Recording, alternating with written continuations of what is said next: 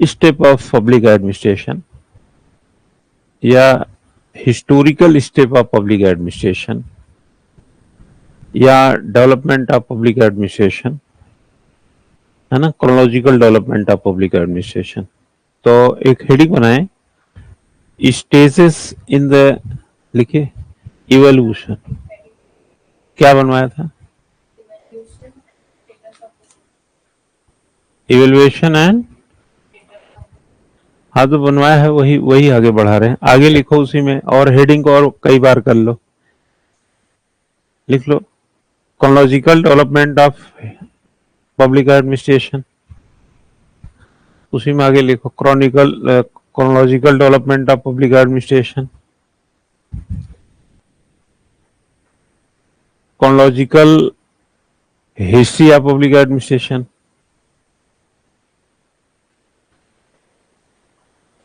chronological history of public administration, stages in the evolution,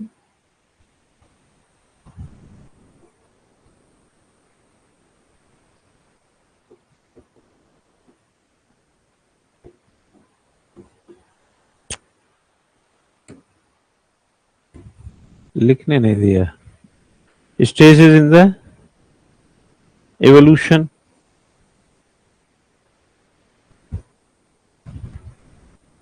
ठीक है। ये सभी चीजें पब्लिक एडमिनिस्ट्रेशन में हैं।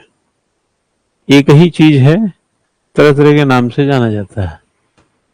अगर हम इसकी बात करें तो दरअसल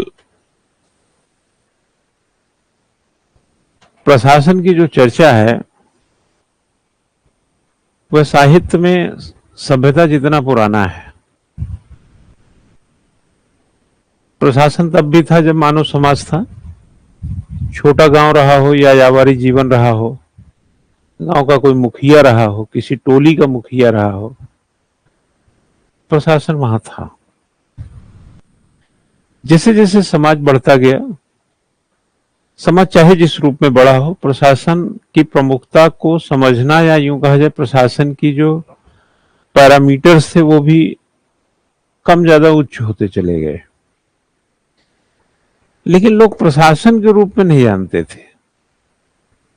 प्रशासन की उपलब्धता थी, जैसे खून में प्लेटलेट्स है, लेकिन लोग जब भी कहते हैं तो कहते हैं कि जो खून है वो हीमोग्लोबिन ये है, फलाना है, खून कम हो गया है, लेकिन उसी के भीतर एक प्लेटलेट्स भी है। तो जब डेंगू का मच्छर काटता है तब खून की नहीं प्लेटलेट्स की वरीयता हो जाती है। तो आप इसी तर्ज पर अगर समझें तो जब जमाने पहले जो काम होते थे वो प्रशासन के माध्यम से ही होते थे, लेकिन लोगों को ये नहीं पता था कि ये प्रशासन ही करता है। जैसे अकबर का शासन था तो लोगों को लगा जो करता है अकबर करता है, लेकिन अकबर करता कैसे था अपना शासन, बिना प्रशासन के कैसे करता था। या अशोक महान था तो वो अपना सत्ता जो है बिना प्रशासन से कैसे जनता तक पहुंचाता था, अपने आदेशों को कैसे लागू कराता था। लागू कराने वाले लोग तो रहे होंगे, लेकिन प्रशासन अपने आप में एक स्वतंत्र रूप से पहचान नहीं की गई उसकी, या पहचाना नहीं गया। और प्रशासन एक प्रकार से शासन के अंदर घूमता रहा, लेकिन वो एक प्रकार आइडेंटिफाई नहीं था। जो भी गड़बड़ियां होती थी, या कोई मान लो अकाल पड़ गया, हैजा आ गया, गांव का गांव साफ हो गया, मर गए लोग, तो यह चीज लोगों को ये नहीं पता चला कि अच्छी मॉनिटरिंग से, अच्छी निगरानी से, राशन बांटने से, नलकूप लगाने से, खेतों तक पानी पहुंचाने से, अच्छे बाजार फैसिलिटी देने से लोगों को इस अकाल से बचाया जा सकता है। ऐसी ही एक महामारी 2020 में हमारे देश में भी आई, कोरोना, दुनिया में आई। लेकिन तब तक सब लोग तो जागरूक थे कि अगर एज़्रोमाइसिन होगी, कोरोना की दवाई होगी, टीका होगा, हॉस्पिटल होगा, ऑक्सीजन का सिलेंडर होगा, तो लोगों को बचाया जा सकता है। तो यह कहना अब संभव नहीं है कि जो करता है भगवान करता है, भगवान की यही मर्जी। ये तो अस्पतालों में ऑक्सीजन का सिलेंडर होता, अस्पतालों में बेड खाली होता, अस्पतालों की वास्तु स्थिति इस चैलेंज के हिसाब की होती, तो कोरोना जैसी बीमारी भी कोई खास बात तो नहीं होती। लेकिन जब ये सब चीजें नहीं रही तो यह पता चला कि हमारा प्रशासन कितना ढीला है, हमारे यहाँ किस चीज का अभाव है, किस तरीके की परिस्थितियां हैं। तो अब भगवान पर आप ठीकरा नहीं फोड़ सकते कि भगवान की यही मर्जी। लेकिन पहले अकाल आता था, हैजा आता था, गांव के गांव बताया कि जैसे लोग मर जाते थे तो लोग कहते थे भगवान की यही मर्जी। दरअसल मर्जी थी प्रशासन की, लेकिन लोगों में चेतना नहीं थी। प्रशासन कभी ठीक से आइडेंटिफाई किया नहीं गया। लेकिन प्रशासन सभ्यता जितना पुराना है, हम जब से दुनिया में हैं तब से हमारे साथ प्रशासन भी चलता है, चाहे वो गांव में किसी मुखिया के रूप में हो, चाहे घर में पिता के रूप में रहा हो, चाहे वो यायावरी जीवन में एक टोली में कहीं पर छुपा बैठा रहा हो, चाहे जब आखेटक जमाने थे तो जब जंगलों में शिकार करते थे और उन शिकार को बांटने वाला हो कि हिस्सा लगाने वाला रहा हो, हर जगह जहां भी इस तरीके की इकाइयां समाज इसके बगैर रहा नहीं है, तो संभव है कि प्रशासन के बगैर भी समाज नहीं रहा है। इसलिए साहित्य में इसका वर्णन कब कितना मजबूत मिलता है अलग मुद्दा है। लेकिन अगर त्रेता युग में जाएंगे तो राम का भी शासन था। लेकिन अगर राम लक्ष्मण को कहते थे भाई, कोई आदेश दिए और लक्ष्मण ने उसको पूरा किया, तो राम शासन चला रहे थे, लक्ष्मण प्रशासन चला रहे थे। जो शासन की नीतियों को लागू कराए वो प्रशासन है। और जब विश्वामित्र के साथ वो अपने बाल्यावस्था में या युवावस्था हो गई थी, ज्ञान वगैरह प्राप्त कर रहे थे, और जब जनकपुर गए वहां पर सीता स्वयंवर में, तो उन्होंने विश्वामित्र के आदेश से धनुष टूट गया, वो उसका बांधते समय, प्रचंचा चढ़ाते समय, है ना। तो जब राम ने धनुष तोड़ा वहां पर, तो आदेश किसका था? विश्वामित्र का। तो विश्वामित्र का शासन चलता था वहां, और एग्जीक्यूट किसने किया? राम ने। तो प्रशासन हमेशा हर जगह उपलब्ध रहा है, समझ गए ना, लेकिन उसकी पहचान नहीं थी। लक्ष्मण को राम जो भी कहे होंगे, जाओ लकड़ी यार उनके लिए चुन के ले आओ जंगल से, खाना बनाना है, तो वह आदेश का जो अनुपालन किया था, जो एग्जीक्यूट किया था इस पॉलिसी को, वो प्रशासन ही था। प्रशासन करता है या करवाता है? प्रशासन है। और प्रशासन पॉलिसी को डिजाइन जो की गई है उसको एग्जीक्यूट कराता है। तो स्टेजेस इन इवोल्यूशन कहें या हिस्ट्री या क्रोनोलॉजिकल इसका डेवलपमेंट, तो इसी क्रम में जैसे जैसे हमारा दौर बदलता गया, हमने इसमें थोड़ी इसकी जो कैपेसिटी देखें टाइम के साथ, तो वो कैसे बड़ा रूप लेती है और कैसे इसको आइडेंटिफाई किया गया। असल में अमेरिका में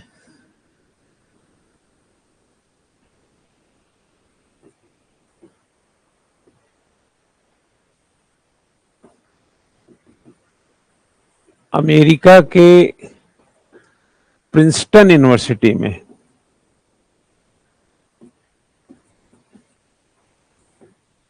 एक प्रोफेसर हुआ करते थे वुडरो विल्सन, डब्लू से है विल्सन। ये वुडरो विल्सन साहब जो थे, ये प्रिंसटन यूनिवर्सिटी के प्रोफेसर थे पॉलिटिकल साइंस के। इन्होंने अपने पॉलिटिकल साइंस के प्रोफेसरशिप में यह महसूस किया कि किसी भी देश का कानून बनाना और कानून चलाना या कानून लागू करना दो बातें हैं। किसी भी देश का संविधान बनाना और उसे लागू करना दो बातें हैं। संविधान बनाना राजनीति है और संविधान चलाना या लागू करना प्रशासन है। तो राजनीति विज्ञान के अंतर्गत संविधान बनाना हो गया और उसको जब फील्ड पे लागू करते हैं तो प्रशासन हो गया, लागू कराना।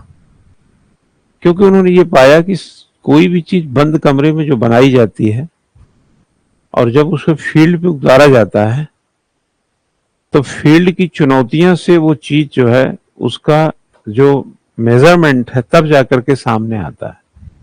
जैसे आप लोग को मैं हमेशा कहता हूं, जैसे आप पढ़ते हैं, कब खाते हैं, क्या सोते हैं, इससे कोई आकलन नहीं है कि सिलेक्शन होगा नहीं होगा। जहां आपको जाकर के काम करना, 3 घंटे का जो पेपर है उसमें क्या किया है ना। अगर उसमें काम नहीं हुआ है तो आप दिन रात पढ़ते रहिए, उससे कोई फायदा नहीं होने वाला। तो उसने बताया कि प्रिंसटन यूनिवर्सिटी का प्रोफेसर था, उसने अपने अध्ययन के दौरान, जैसे हम ही पढ़ाते पढ़ाते बहुत सारे अनुभव क्या कर लिए कि हमें जैसे लोग प्रभावित नहीं होता मैं लोगों से, क्योंकि मेरा मानना है कि प्रभावित आउटकम से हुआ जा सकता है, बाकी चीजों से नहीं। अगर कोई मशीन जो है, जैसे पंखा है, हवा ही ना देता हो तो उसका आउटकम तो मिला ही नहीं, तो हम उस पंखे के कलर से प्रभावित होकर क्या करेंगे। कोई व्यक्ति है वो खोखला है, दाल चावल सब्जी रोटी तो सब डालते हैं अपने शरीर में, लेकिन उसका वैचारिकी, उसके अंदर का जो सामाजिकी है या उसके अंदर का जो थॉट है वो सोसाइटी को विध्वंस करता है, तो उससे प्रभावित होने की क्या जरूरत है। अब फोटो बढ़िया डालता है, अच्छी कार से चलता, अच्छे मकान में रहता है, तो ये प्रभावित होने के कारक ही नहीं है। ये तो हाइजीनिक फैक्टर है। ये तो हो सकता है कि किसी के बाप का जमीन सड़क के किनारे हो, 2-4 बीघा बेच दिया हो, 2-4 करोड़ पा गया हो, उससे मकान बना लिया हो, कार ले लिया हो, लेकिन ये कोई अचीवर फैक्टर नहीं है, ये तो हाइजीनिक फैक्टर है। बाथरूम को कितना भी अच्छा बना दिया जाए, वो ड्राइंग रूम तो होता नहीं है, और ड्राइंग रूम कितना भी खराब हो, बाथरूम होता नहीं है। तो जो लाइफ का जो सेंटिमेंट्स है वो आपके सोशल और जो इंटेलेक्चुअल एस्पेक्ट है उससे ठौर बनाता है। अब समाज में अगर आप ये सोचें कि आपके पास बड़ी कार है इसलिए आप इमेज दें या डिग्निफाई करें, तो फिर ये तो हाइजीनिक चीजें हैं। कोई भाई पैदल चलता है, कोई साइकिल से चल रहा है, कोई एक्टिवा से चल रहा है, कोई कार से चल रहा है। ये अपने अपने संसाधन है जो अपने लिमिटेशंस में जुटाए गए हाइजीनिक फैक्टर हैं। लेकिन अगर कोई विद्वान व्यक्ति है और वो पैदल आ रहा है और एक पढ़ा लिखा या कहा जाए बड़ा रईस टाइप का वैसा आदमी है वो कार से आ रहा है, तो जो आइडेंटिफाई जो ज्यादा होगा वो तो विद्वान व्यक्ति ही होगा।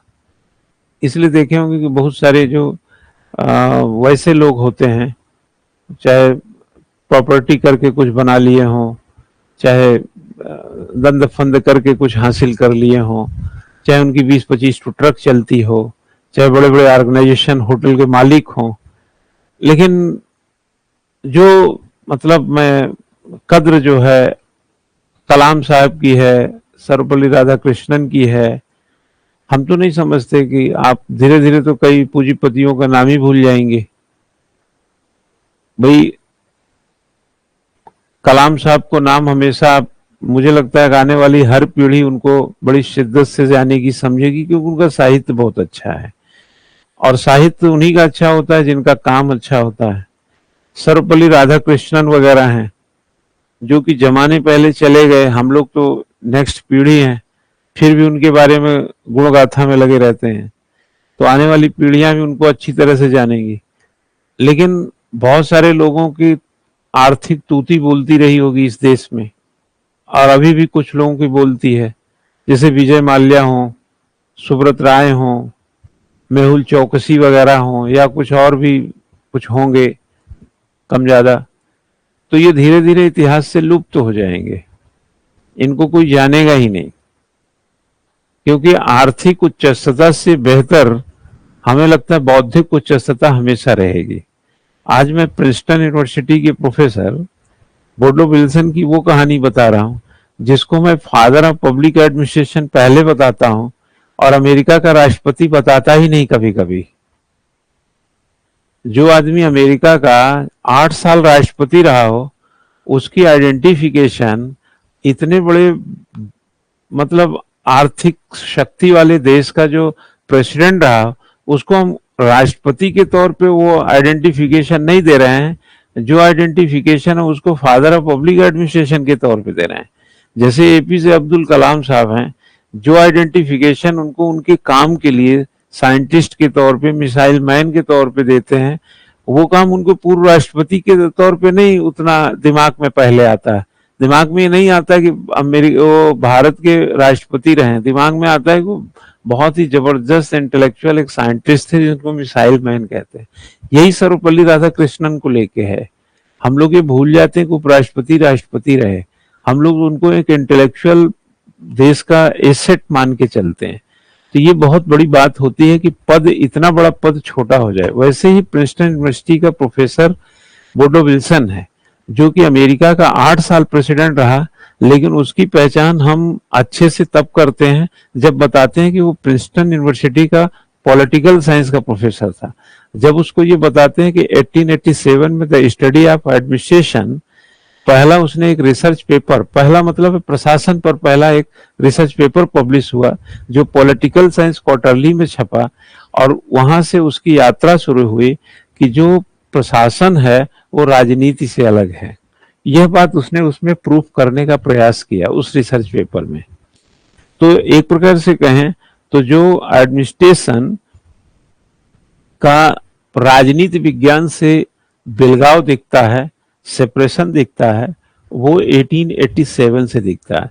अगर 1887 से 2024 के दरमियान आप अंतर को स्थापित करें, है ना, तो अभी भी ये 150 साल की यात्रा नहीं कर पाया है। मतलब ये बामुश्किल 124 साल इधर जोड़ दीजिए, 13 साल उधर, तो 137 साल पुराना प्रशासन है जिसको आइडेंटिफाई किया गया।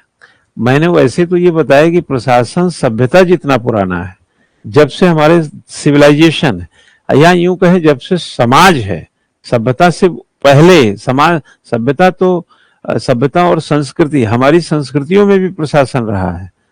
हमारे घर में हमारे पिता का शासन चलता रहा है। पितृ सत्तात्मक या मातृ सत्तात्मक शासन से कोई समाज परे नहीं था, कोई परिवार परे नहीं है। शासन ए लार्ज वर्ड है। शासन तो बीजेपी में भी है, शासन तो कांग्रेस में भी है, शासन तो मोदी जी का भी है, शासन तो योगी जी का भी है, धामी जी का भी है, शासन तो चल ही रहा है सबका। लेकिन प्रशासन की जो एक आइडेंटिटी थी वो इसी शासन में लुप्त थी, जबकि बिना प्रशासन के शासन अपने काम को कर ही नहीं पाया है किसी भी समाज में। जैसे पिता ने कहा कि बेटा बिजली का बिल जमा करके आ जाओ, तो बिजली का बिल जमा करने की पॉलिसी किसने बनाई? पिता ने। उसको एग्जीक्यूट किसने किया? पुत्र ने। तो यहाँ पिता शासन है और पुत्र प्रशासन है। वैसे सुप्रीम कोर्ट ने बहुत साल, 2 दशक पहले ही कहा था कि हमारे यहाँ के प्रधानमंत्री, मुख्यमंत्री, ये सब भी शासन नहीं प्रशासक होते हैं, जो पॉलिसी को लागू कराते हैं। चूंकि ये पार्लियामेंटियन सिस्टम में हमारे यहाँ एग्जीक्यूटिव और लेजिस्लेटिव अलग नहीं है, इसलिए prime minister Modi policy maker भी हो जाते हैं और पॉलिसी एग्जीक्यूटर भी हो जाते हैं। तो पॉलिसी मेकर होते हैं एज ए पार्लियामेंटियन और पॉलिसी एग्जीक्यूटर होते हैं काउंसिल ऑफ मिनिस्ट्री के नाते। तो वो, चूंकि हमारे देश में शासन जनता का है तो पॉलिसी जनता की होती है, इसीलिए, और जनता के लिए बनाई जाती है, इसीलिए जो पॉलिसी जनता के लिए बनेगी वो पॉलिसी लोक नीति कहलाती है। और जो प्रशासन जनता के लिए काम करता है इसीलिए उसको लोक प्रशासन कहा जाता है। यही पैरामीटर्स हैं काम करने के। अगर लोक प्रशासन है यानी जनता का प्रशासन है, जनता का प्रशासन मतलब सरकारी प्रशासन है। लोक नीति यानी सरकारी नीति है, इसीलिए लोक शब्द का अर्थ होता है सरकारी, सरकार नहीं, सरकारी, गवर्नमेंटल है, वो वर्ड ही गवर्नमेंटल है।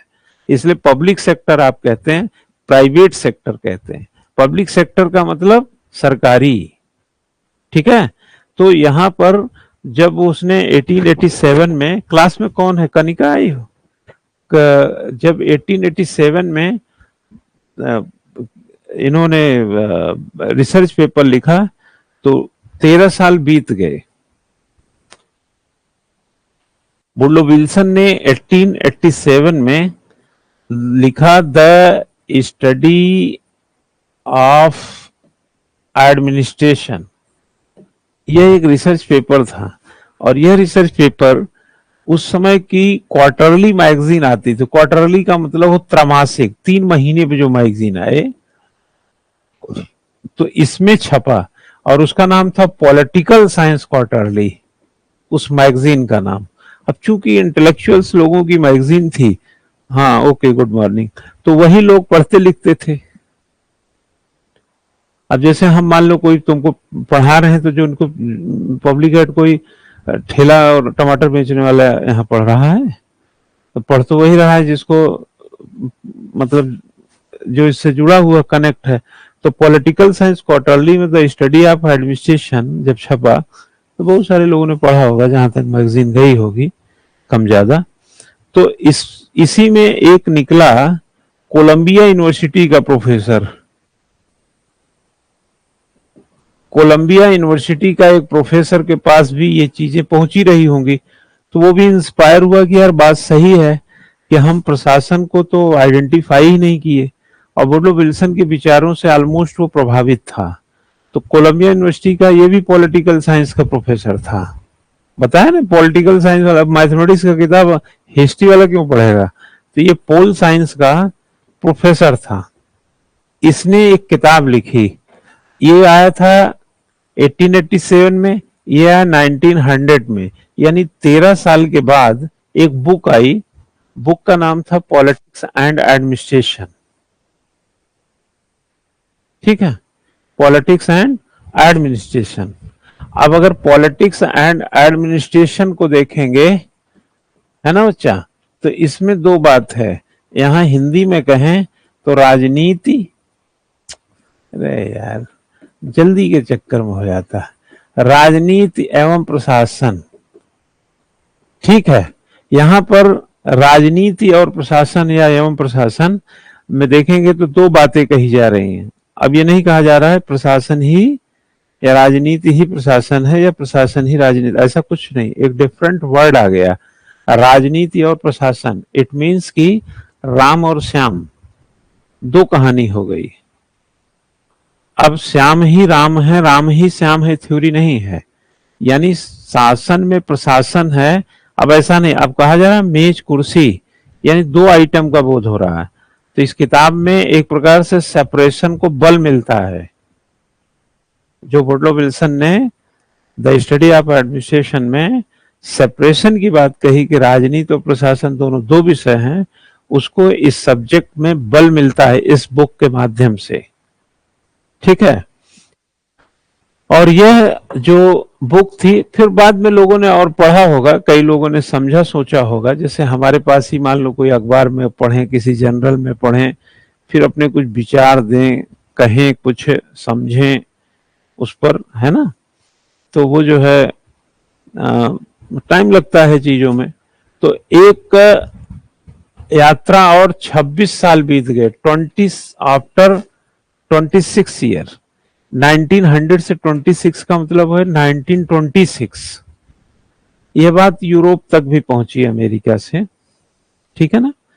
अमेरिका में एक एलडी वाइट मिलेगा आपको, यहाँ फ्रांस में एलडी वाइट, इसका नाम था एलडी वाइट। कुछ ज्यादा गोरा रहा होगा ये, है ना, नहीं एलडी ब्लैक हो सकता था, सांवला वाला हो जाता, काला हो जाता। वाइट का मतलब तो कुछ ज्यादा ही गोरा था लग रहा। वैसे गोरे तो हम लोग भी हैं, बस थोड़े से, अगर अंग्रेज न दिखें तो हाँ, अगर अंग्रेज न दिखें तो गोरे तो हम लोग भी हैं, ठीक है ना। तो एल डी वाइट जो था एक किताब लिखता है। किताब क्या लिखा बच्चा? किताब का नाम था introduction of the study of, introduction सही लिख रहा हूं ना? Of the study of public administration. ठीक है, इसको बच्चे बोलते हैं, हिंदी में बोलेंगे लोक प्रशासन के अध्ययन की प्रवेशिका। ठीक है, इस किताब को हिंदी अगर नाम ले तो बोलेंगे, या परिचय भी कह सकते हैं, लोक प्रशासन के अध्ययन का परिचय। तो इंट्रोडक्शन टू द टू है, सॉरी, यही तो मैं गफलत में, देखो जब भी हमने पाया है कि जब भी माइंड जो है ना आपका अगर सेट फॉर्म से बाहर जा रहा है, अब बरसों से 3 दशक से हम पढ़ रहे हैं, और 3 दशक क्यों, 89 से हम पढ़ रहे हैं, कितना साल हो गया, 35 साल हो गया, और अभी यहां मैं रुका था क्योंकि हमको लगा कि कुछ गलत हो रहा। इसका पूरा किताब का नाम है introduction to the study of public administration, that is not of, to है ये, introduction to the study of public administration. ठीक है ना? तो इसका हिंदी में अर्थ होता है जो कि लोक प्रशासन के अध्ययन की प्रवेशिका। वैसे आप कहने के लिए तो लोक प्रशासन के अध्ययन का परिचय भी कह सकते हैं, बट वही है कि आप उसमें एक प्रकार से उसके आइडेंटिफाई कर सकते हैं। तो एल डी वाइट की जब ये किताब आई ना बेटा, तो इस किताब से यह बिल्कुल क्लियर हो गया। ये अपने आप में ध्यान रखना, लोक प्रशासन की पहली पुस्तक मानी जाती है। Introduction to the study of public administration, public administration की पहली किताब है। तो यह किताब को अगर पहली मानते हैं तो 1926 टू 1924, यानी अभी इसको 2 साल और लगेंगे पूरे 100 साल होने में। तो लोक प्रशासन का इतिहास बहुत नया सा है ना? इतना, इसके पहले तो देश की आजादी की लड़ाई शुरू हो गई थी, इतना कम उम्र का है इसका हिस्ट्री। तो इसको अगर हम डिवीजन में चलें अब, तो आप इसको ऐसा समझ सकते हैं कि जैसे अगर आपने यात्रा कहां से शुरू किया था, 1887 से, ठीक है, और 1926 में आ करके आपको लोक प्रशासन की एक सेपरेट किताब मिल गई। क्यों? लोक प्रशासन की एक सेपरेट किताब मिल गई। यह वर्ष जो था बेटा, ये दोनों के बीच में 39 ईयर का फासला है। इसे बोलते हैं द्विभाजन का युग। एक प्रकार से यह जो है पीरियड ऑफ, क्या हुआ, हाँ, डिवीजन बोल सकते हैं, या एक और बोल सकते हैं, डॉक्टोनॉमी क्या बोलते हैं उसको, डायट, क्या, हाँ हाँ, ठीक है ना? या तो आप इसको डायकी बोल दीजिए या तो डिवीजन बोल दीजिए। वैसे बहुत ही रेगुलर लिटरेचर के फॉर्म में डायकी वर्ड ज्यादा करेक्ट है ना? तो यह एक प्रकार से द्विभाजन का युग आया यहां पर। ठीक, तो ये पहला है।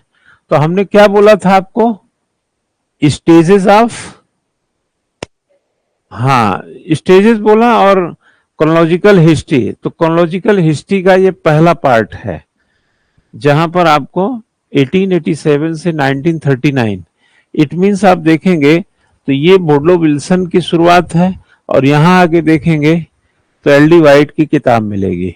यानी कि वुडरो विल्सन की द स्टडी ऑफ एडमिनिस्ट्रेशन से यात्रा शुरू होकर introduction to the study of public administration, L D White जो फ्रांसीसी था, वहां तक के दरमियान में लोक प्रशासन एक सेपरेट स्वरूप प्राप्त कर लिया। अपनी आइडेंटिटी उसकी एक विषय के रूप में मिल जाती है। ठीक है, यही इतनी घटनाएं भी हैं लिखते समय। लेकिन कई वर्जन ऐसे होते हैं ना, कि जैसे माना कि ऐसा समझ सकते हैं जैसे कहा जाए पॉलिटिकल साइंस कहा जाता है। हाँ हाँ, ठीक वर्ड है। जैसे बोलते हैं पॉलिटिकल साइंस, पॉलिटिकल साइंस में साइंस शब्द है। अब साइंस तो भौतिक विज्ञान भी है, भौतिक विज्ञान ही असल में विज्ञान है। आपको पता है कि नहीं, विज्ञानों में सबसे ज्यादा बड़ा विज्ञान कौन है? वो भौतिक विज्ञान है। ठीक है, बाकी विज्ञान सब विज्ञान है, बाकी विज्ञान, बट सबसे ज्यादा अप्रोचेबल और बहुत ही शुद्ध जो कहा जाए साइंस, तो वो भौतिक विज्ञान है। अब भौतिक विज्ञान भी है, रसायन भी, ऐसे बहुत सारे विज्ञान है। अब राजनीति विज्ञान भी है, जैसे मनोविज्ञान भी है। लेकिन मनोविज्ञान हो, राजनीति, इसमें तो साइंस तो पढ़ता नहीं आदमी, एमएससी नहीं करता, एमए वगैरह करता है। तो जिन विषयों में 100% सिस्टमेटिक नहीं, जैसे कहा जाए कि साइंटिफिक अप्रोच नहीं है, जैसे प्रशासन है, अगर राजनीति विज्ञान हो सकता है तो प्रशासन कला कैसे हो सकता है, जबकि उसी से निकला विषय है। तो यह द्वंद्व भी आगे चर्चा का विषय रहेगा।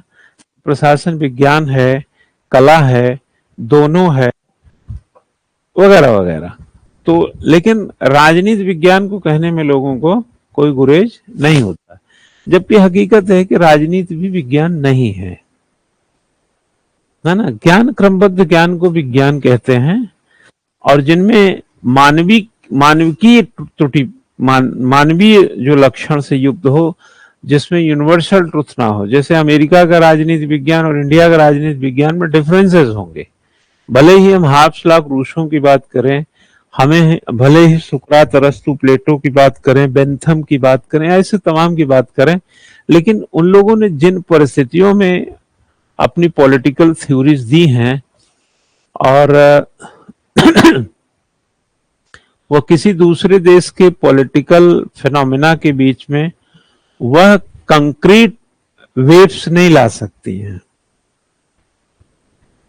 आप समझे ना, जैसे गांधी का जो विचार था, जो अफ्रीका में गांधी थे, वो इंडिया में वैसे ही गांधी थे हो नहीं सकता, क्योंकि अफ्रीकन जो इकोलॉजी थी और जो इंडियन इकोलॉजी है, चैलेंजेस जिसको हम कह रहे हैं, इकोलॉजी का मतलब यहाँ, तो वो डिफरेंट थे,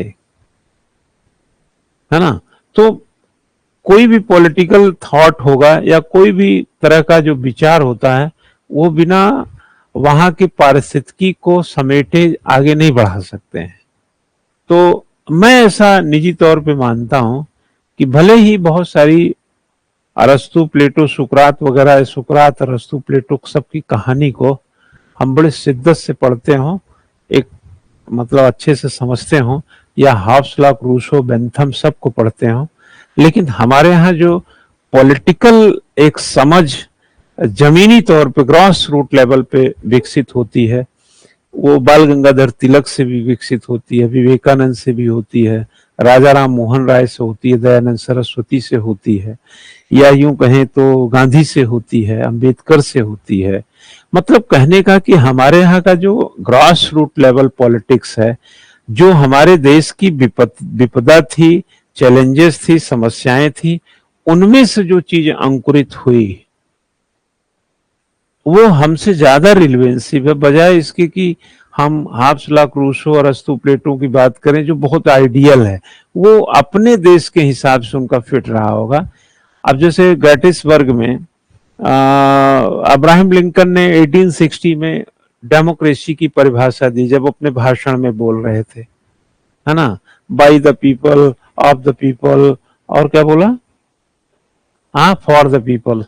तो अब्राहम लिंकन ने बोला, डेमोक्रेसी को हम सब एक्सेप्टेबल किए, भाई जहां पर जनता के द्वारा हो, जनता के लिए हो, जनता की सरकार हो, वगैरह वगैरह, ये सब जनता का, ये डेमोक्रेसी का अपना एक पॉइंट है।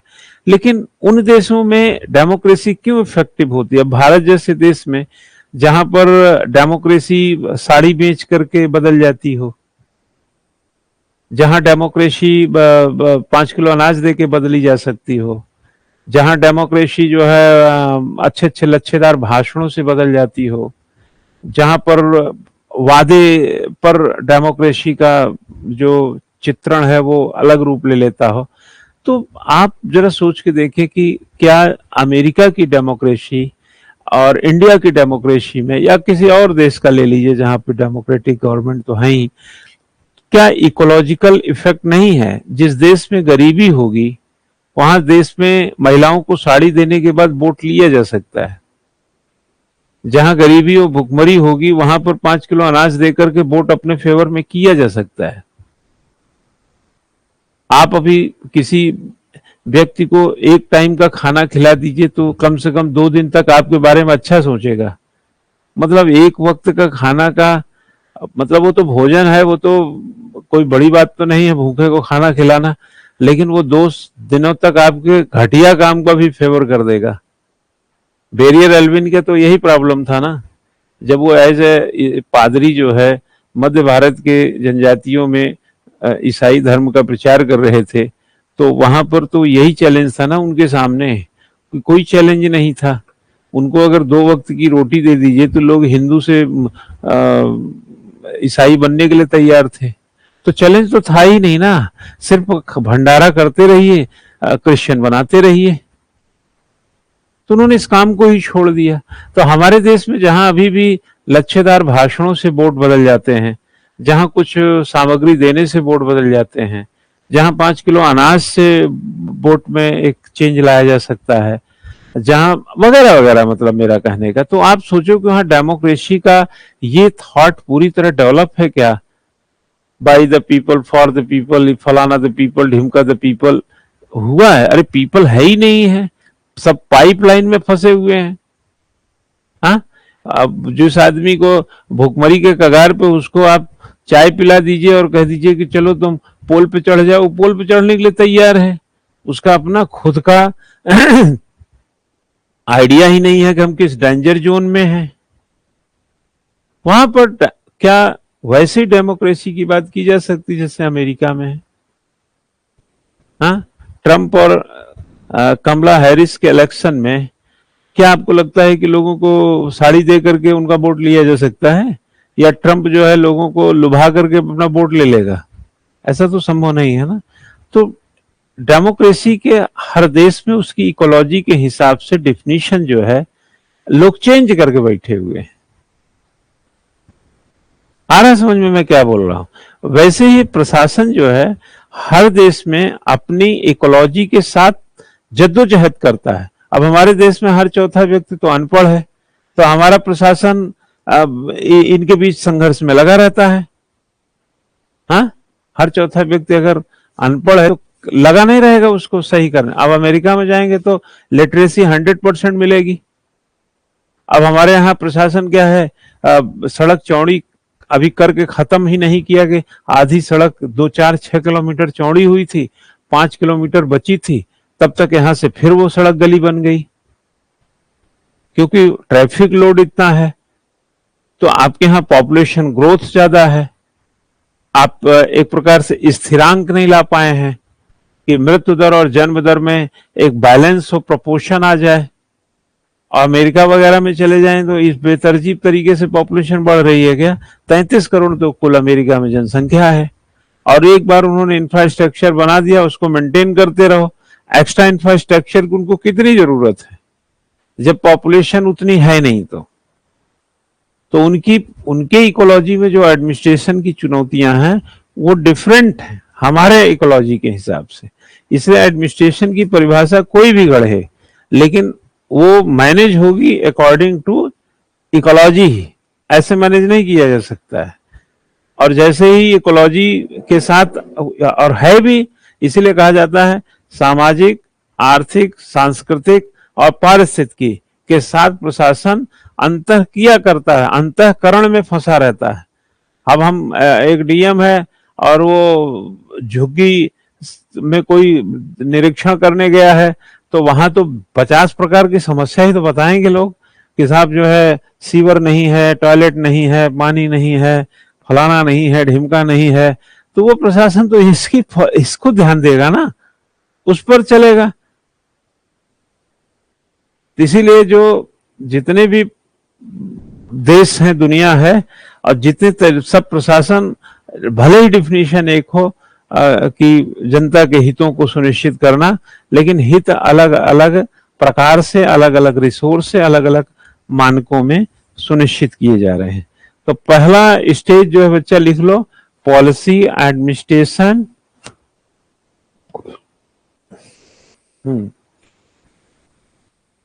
है ना, इसका हमने बंटवारा कर दिया 1887 से लेकर के 1926। यहां बता दूं कि जो वुडरो विल्सन ने इसका बंटवारा है, इसीलिए इसको फादर ऑफ पब्लिक एडमिनिस्ट्रेशन कहते हैं। वुडरो विल्सन को फादर ऑफ एडमिनिस्ट्रेशन कहते हैं। ये जो बंटवारा किया था ना, ये बाद में 1912 से 1920 तक 2 टेनोर तक अमेरिका का प्रेसिडेंट भी था ये, यही वुडरो विल्सन, है ना। वहां के प्रोफेसर वगैरह, वहां का इंटेलेक्चुअल राष्ट्रपति बनता है, हमारे यहाँ का प्रोफेसर जो है रिटायर्ड होकर चाय बेचता है। हमारे यहाँ एजुकेशन इतनी गड्ढे में है ना भाई साहब, इतने गड्ढे में है जिसका कोई हद नहीं है। हमारे यहाँ एजुकेशन की बहुत तगड़ी सर्जरी की जरूरत है। हमारे यहाँ का एजुकेशन सिस्टम इसलिए सही नहीं, हमारे यहाँ जो सरकारी स्कूलों में ना बड़े वाहियात किस्म के लोग काम करते हैं, जिनको पढ़ाने लिखाने का कोई मतलब नहीं है। इनकी मॉनिटरिंग करके उनको छांट देना चाहिए, भगा देना चाहिए, जाओ खेती बाड़ी करो, कहीं पे मजदूरी करो। पढ़ाते ही नहीं है बच्चों को, प्रॉपर्टी डीलिंग करेंगे, दलाली करेंगे, यही सब काम बचा है उनके लिए। और सरकार एजुकेशन सिस्टम में भी फेल है, क्योंकि सरकारों को भी समझ में नहीं आता क्या करना है। अच्छे कपड़े पहनेंगे, अच्छी सैलरी लेंगे और समाज से अच्छा खिताब भी चाहेंगे, लेकिन सिस्टम को दो राहे पर खड़ा किए रहेंगे। अभी आप रैंडमली किसी इंटर कॉलेज में गवर्नमेंट के चले जाइए और 9वीं 10वीं के बच्चों से बेसिक चीज पूछिए, नहीं बता पाएंगे। टीचर तो खुद ही नहीं आता पढ़ाना उनको, बहुत दिक्कत है।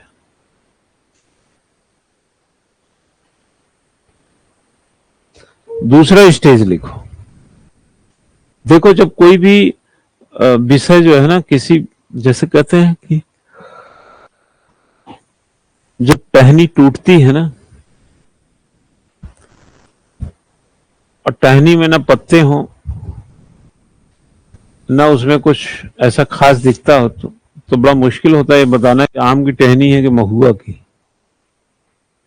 प्रशासन, राजनीति की एक टहनी थी जो टूट गई अपनी आइडेंटिफिकेशन के लिए। और इस बात का जद्दोजहद, जैसे कि हर व्यक्ति में एक सरोकार होता है, ये आंख जो है बच्चे की, जैसे बच्चा होता है तो लोग कहते हैं कि इसकी आंख इसकी अम्मा की तरह है, इसकी शक्ल इसके बाप पे गई है ना, ऐसे कुछ जोड़ लेते हैं। तो उसी तरीके से क्या प्रशासन में राजनीति विज्ञान का कुछ चीज आया है? तो वुडरो विल्सन ने राजनीति विज्ञान जैसे प्रशासन है वैसे बोला, राजनीति विज्ञान को जैसे बोला विज्ञान है, वैसे प्रशासन को भी कह दिया प्रशासन इज अ साइंस। उसने प्रशासन को भी कहा साइंस। अब साइंस होता क्या है? ज्ञान, क्रमबद्ध ज्ञान को विज्ञान कहते हैं। जो सिस्टमेटिक है ऑलमोस्ट वही साइंस है। एक जनरल मैं बात बता रहा हूँ, भौतिक विज्ञान जैसा बहुत बड़ा साइंस वाला बात नहीं कर रहा। ज्ञान, क्रमबद्ध ज्ञान को विज्ञान कहते हैं। तो जो सिस्टमेटिक है वही साइंस है। तो क्या प्रशासन सिस्टमेटिक है?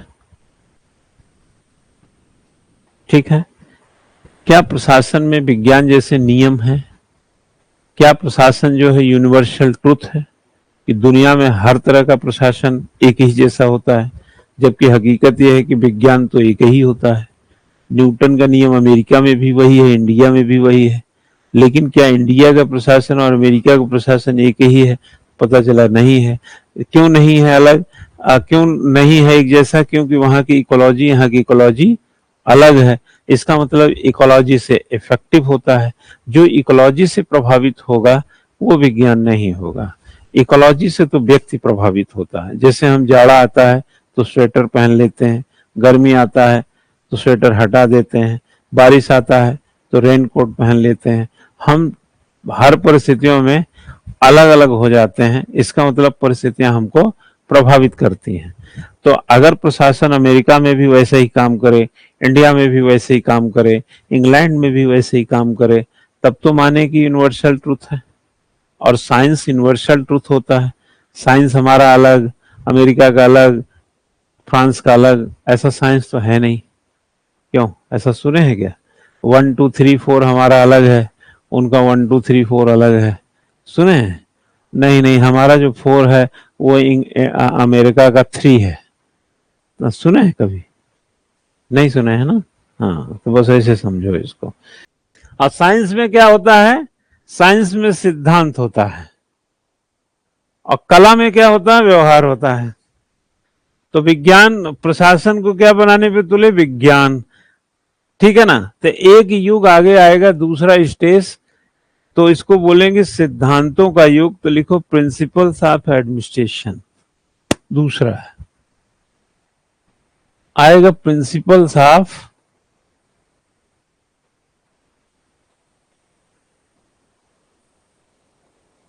Pulse of administration. आ जाओ आ जाओ, प्रिंसिपल्स ऑफ एडमिनिस्ट्रेशन, ठीक है ना? इसको बोलते हैं सिद्धांतों का युग। हिंदी में लोग बोलेंगे सिद्धांतों का युग, ठीक। तो बहुत सारे लोग जो है बहुत माई के लाल थे, उन्होंने कहा तेरी ऐसी की तैसी। जब पिताजी बोल रहे हैं तो फिर बिट्टो तो हमको बोलने में क्या दिक्कत है, ठीक है? तो इन्होंने इसको भी साइन। तो सिद्धांतों का युग का जो दौर था, लिखो 1927 टू 1937, 10 साल का था। 1927 टू 1937, ये 10 साल का पीरियड था।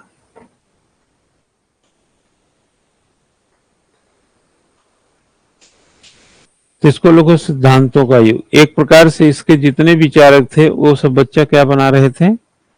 इसको सिद्धांत बनाने पे तुले हुए थे। सिद्धांत का मतलब इसमें विज्ञान के लक्षण हैं, और यह विज्ञान जैसा विषय है, और इस तरीके के उन लोगों ने इसके चार्मेबल कर दिया। मतलब एक देखो ऐसा होता है, जैसे आप कहें मैं बीएससी करता हूं, कोई बोले मैं बीए करता हूं, तो बीएससी वाला थोड़ा आंकड़ा रहता है बीए की तुलना में, है ना? बीएससी वाले में थोड़ा आंकड़ होती है। तो ऐसा लगा कि अगर साइंस की बात करेंगे तो ये यूनिवर्सलिज्म आएगा इसमें, है ना? और कला की बात करेंगे तो ये क्या आएगा इसमें? एक जो है लिमिटेशंस आ जाएंगी कि ये पर्टिकुलर एरिया के मायने में काम करता है। तो एक यूनिवर्सलिज्म को डेवलप करने का प्रयास था। जैसे कहते हैं ना कि कोई व्यक्ति जब कोई काम करता है तो उसको लगता है कि इसकी जो रीच है वो हमारी सबसे बेहतर हो। बस इसी पैटर्न पे इसने सिद्धांतों का युग लिया। लेकिन बाद में इसको, चूंकि सिद्धांत रहे होंगे, मैं ये नहीं कह रहा हूं सिद्धांत हैं कुछ, लेकिन सिद्धांत जो है एक लिमिट के बाद नहीं है, और उसको भी आप भी, जैसे कहो पंखा साइंटिफिक है ना? लेकिन अगर कुछ चीजें ऐसी हैं जिसको हम मतलब बिहेवियर के, हमारे आपके बीच का बिहेवियर भी एक साइंस है, तो साइंस है तो हम कल जैसा व्यवहार करना चाहिए। क्योंकि व्यक्ति जब साइंटिफिक होगा तो हमेशा सिस्टमेटिक बात करेगा। आज तो कुछ और आप बात कर रहे हैं, क्योंकि व्यक्ति बिहेवियर में रहता है ना। बिहेवियर में बार बार प्रैक्टिस करने से अच्छी कला हो जाएगी। जैसे अमिताभ बच्चन एक्टर है ना, बार बार बिहेवियर किए, एक्टिंग की, तो अच्छे कलाकार हो गए। प्रशासक जो है लंबे समय तक बार बार बिहेवियर करता है तो अच्छा कलात्मक उसकी एडमिनिस्ट्रेटिव पब्लिक के साथ हो जाती है ट्यूनिंग।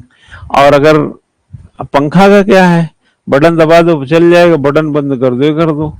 पंखा तो एक साइंस है ना, अगर उसका प्लग से निकाल दो उसका तार, उसको बटन दबाते रहो नहीं चलेगा। जो साइंस है उसको तो कोई भी हैंडल कर सकता है। ये तो कोई बच्चा भी जाए बटन दबा दे चलेगा, आप दबाइए चलेगा, मैं दबाऊं चलेगा। लेकिन कुछ काम ऐसे हैं कि जो आप नहीं जाएंगे तो काम नहीं होगा, क्योंकि वो बिहेवियर ओरिएंटेड है। तो सिद्धांत जो है बनाने का जो प्रयास किया लोगों ने 10 साल लगाया, लेकिन इसको चैलेंज दिया गया। चैलेंज ये दिया गया कि जितने जो आप सिद्धांत की बात कर रहे हैं, असल में लोगों ने कहा कि इसमें प्रशासन में कोई सिद्धांत नहीं है। प्रशासन अक्खा व्यवहार है, यह किया जाता है समाज में। डीएम व्यवहार तो करता रहता है दिन भर, किसी को फोन करना, किसी का मीटिंग, किसी को क्विज, किसी को डांटना, यही तो करता रहता। उसमें विज्ञान कहाँ घुस गया? तो ये चैलेंज है सामने। क्लास को आज ओवर करते हैं, इसके आगे की कहानी कल सुना जाएगा।